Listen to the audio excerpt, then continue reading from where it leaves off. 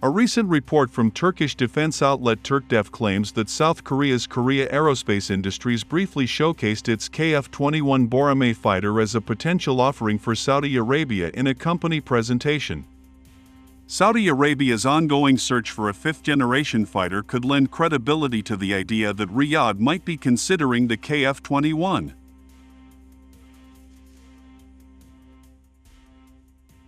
The emergence of South Korea as a potential supplier aligns with Saudi Arabia's broader efforts to diversify its defense procurement strategies. Notably, China recently made headlines by offering its J-20 stealth fighter to the kingdom, signaling a shift in the global fighter jet market where non-Western manufacturers are gaining prominence.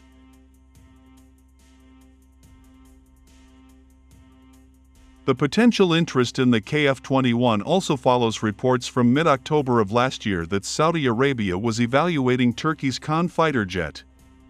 Some Turkish sources even claimed that Riyadh was looking at acquiring up to 100 units of the Turkish-built aircraft.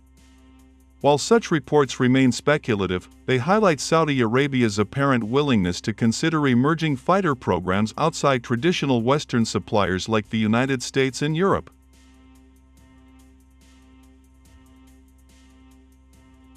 South Korea's KF-21, still undergoing testing and development, is positioned as a 4.5-generation fighter with ambitions to eventually incorporate stealth capabilities.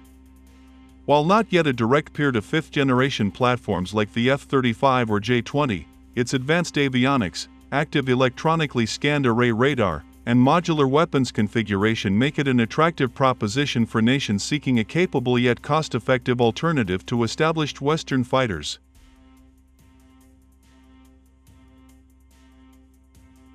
The possibility of Saudi Arabia acquiring the KF-21 raises an important question regarding potential technology transfer and industrial partnerships between Riyadh and Seoul. South Korea has significant experience with technology transfers, but previous deals involving the KF-21 suggest that the country will be cautious about sharing critical technologies. If Saudi Arabia is genuinely interested in the KF-21, it is likely to demand some degree of technology transfer or even local production.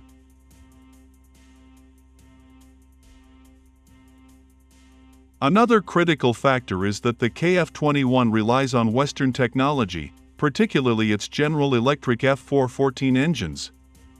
This means that any technology transfer agreement would require approval from the United States, potentially imposing restrictions on Saudi Arabia's access to some of the aircraft's most advanced systems.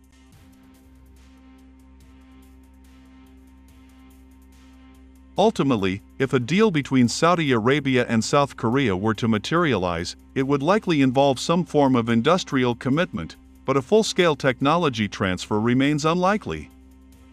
The most realistic scenario would be partial local assembly or the supply of specific components to support Saudi Arabia's broader efforts to develop its domestic aerospace industry while limiting access to the aircraft's most sensitive technologies.